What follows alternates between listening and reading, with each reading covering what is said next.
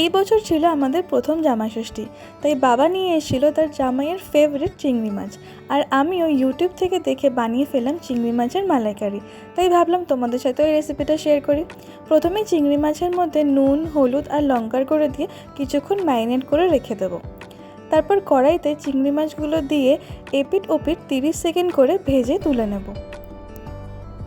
এরপরে সেই তেলের মধ্যে দিয়ে দেবো গোটা গরম মশলা, পেঁয়াজ বাটা আর আদা রসুনের বাটা। তারপরে মশলাটাকে ভালো করে কষিয়ে নেব। তারপরে তার মধ্যে দেবো নুন, হলুদ, ধনে গুঁড়ো, জিরে গুঁড়ো, লঙ্কার গুঁড়ো আর স্বাদ মতো চিনি। মশলাটাকে ভালো করে কষিয়ে তার মধ্যে দিয়ে দেব মৌরি, সর্ষে, কাজু বাদাম আর টক দইয়ের একটা পেস্ট। এই পেস্টটাকেও ভালো করে মশলার সাথে মিশিয়ে নেব। এরপরে এর মধ্যে দিয়ে দেবো নারকেলের দুধ আর খানিকটা দেবো প্যাকেট দুধ। ঝোলটা একটু ফুটে এলেই দিয়ে দেবো চিংড়ি মাছ ভাজাগুলো। ভালো স্বাদের জন্য চিংড়ি মাছ ভাজার তেলটা দেওয়া কিন্তু অতি অবশ্যই প্রয়োজন।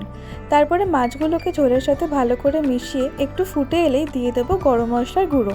আর ব্যাস রেডি আমাদের চিংড়ি মাছের মালাইকারি। সবার তো এটা ভীষণ পছন্দ হয়েছিল। তোমরা এভাবে একদিন ট্রাই করো আর জানিও তোমাদের কেমন লাগলো। দেখা হবে তোমাদের সাথে নেক্সট একটা ভিডিওয়। বাই।